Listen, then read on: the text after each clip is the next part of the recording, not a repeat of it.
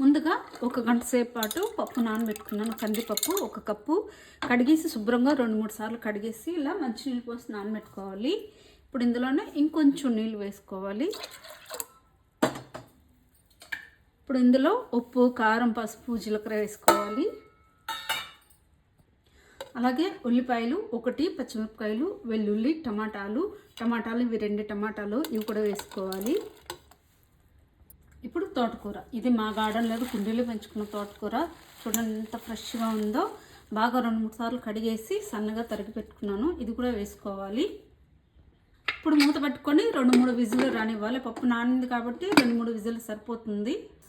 Cooker అయితే 2-3 విజిల్లు వచ్చిన తర్వాత పప్పు అయితే ఉడికిపోయింది, దించేసాను. ఈ గ్యాస్ పోయే లోపల రైస్ చేసుకుంటున్నాను. బాస్మతి రైస్. కొంచెం జీలకర్ర వేసి కొద్దిగా ఆయిల్ వేసుకొని ఉడికించుకోవాలి. ఆయిల్ వేసుకుంటే పొంగదు. పప్పుకి బాస్మతి రైస్కి చాలా బాగుంటుంది. పప్పు అయితే అయిపోయింది. ఇప్పుడు ఇది మెత్తగా రుబ్బుకోవాలి. పప్పు అయితే ఉడికేసింది, ఇది మెత్తగా రుబ్బుకోవాలి.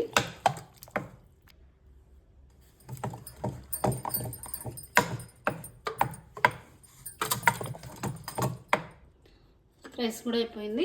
ఇప్పుడు పప్పు పోపు చేసుకోవాలి.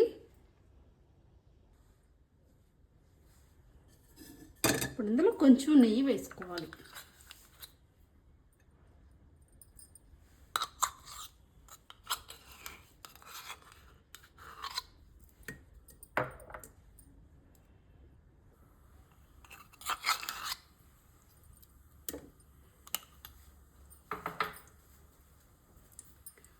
ఆవాలు, జీలకర్ర వేసుకోవాలి.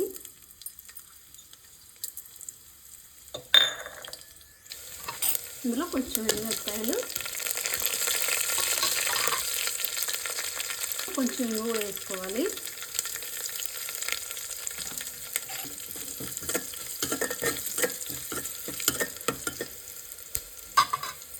కొంచెం కరివేపాకు. పచ్చిదుంటే వేసుకోవచ్చు, నా దగ్గర లేదు అవైలబుల్ కాబట్టి కొంచెం ఎండు వేస్తున్నాను. కొంచెం ఎండబెట్టాను.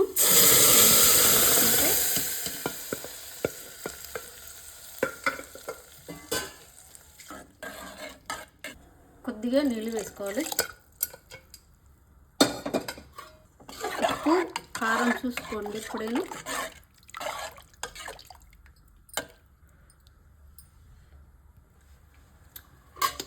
కరెక్ట్గా ఉంది. వేడి పప్పు, తోటకూర పప్పు.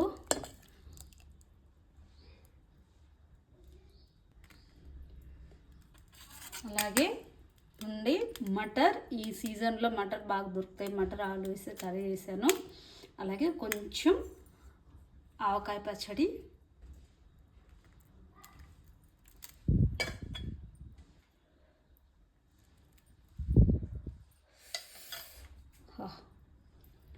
వేడిగా తింటే కొంచెం నెయ్యి వేసుకుని తింటే చాలా బాగుంటుంది. వేడి అన్నము, అలాగే పప్పు, తోటకూర పప్పు, కొంచెం పచ్చడి కలుపుకొని ఇలా వేడిగా ఉంది. ప్లేట్ కూడా వేడిగా ఉంది.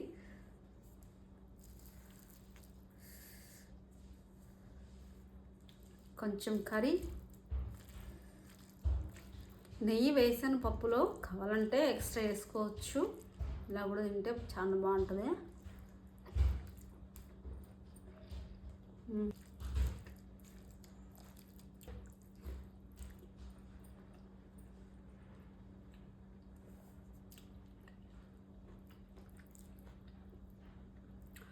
కరెక్ట్గా ఉన్నాయండి.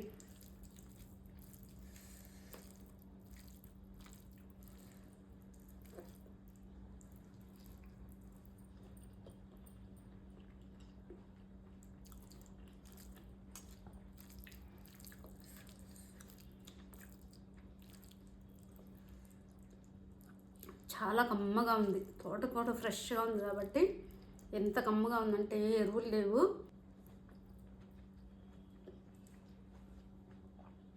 ఉంది.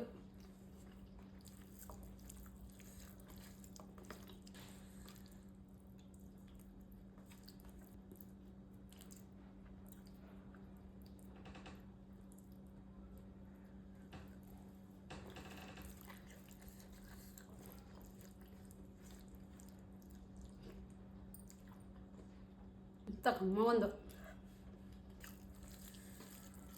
టేస్ట్గా ఉంది. పప్పుకి కర్రీకి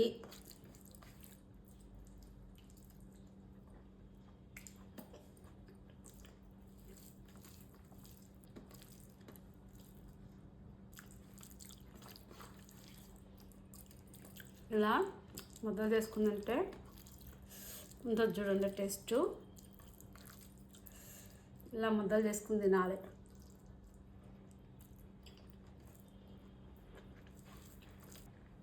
ఇప్పుడు ఉంది.